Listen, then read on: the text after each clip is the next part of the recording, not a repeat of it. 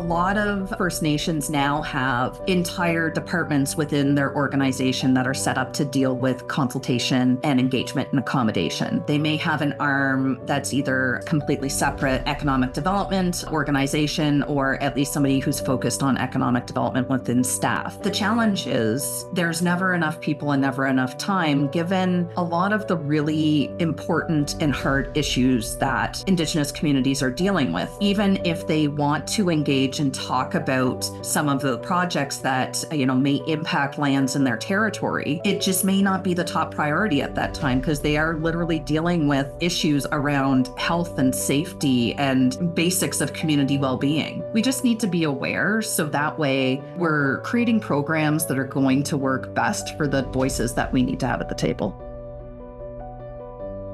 For the industry associations, we're called upon to help with the engagement and consultation programs. They may have designed the program already. They're now in the moment of developing and delivering the program. And there's components to that they want assistance with. Around the record of consultation, we have team members that are specialized in stakeholder management systems such as Praxis and Borealis and State Tracker. They just want data entry on the volumes of engagement logs that come in on behalf of the project. In other cases, it's introductions, initial engagement, and the relationship development. They want to be the primary holders of that relationship between the client and the communities, and we just usually do initial introductions and engagement around that. And there's other levels where they want us to actually manage the Indigenous participation plan. And in those ones, it's a wider suite of services associated with training, with education, with commercial opportunities.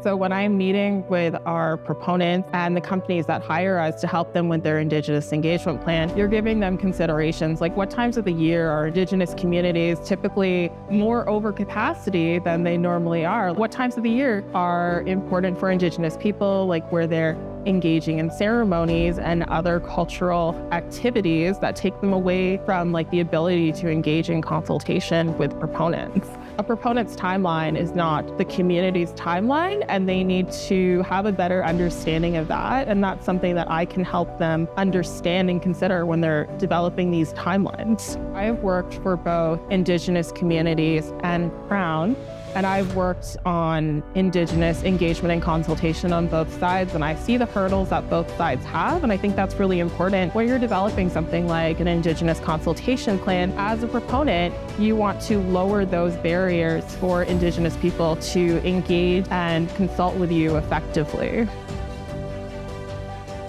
A lot of communities feel as though you only show up when you want something, and it's true. You need to start with relationship building. Putting in that time to break bread together, to spend time together, to be on the land together can just result in better understanding of each other's priorities, and it can really result in a much more meaningful and purposeful engagement program. You're already starting from that space of mutual understanding, as opposed to having to understand that before you can even get into what could be difficult conversations around what a project might do.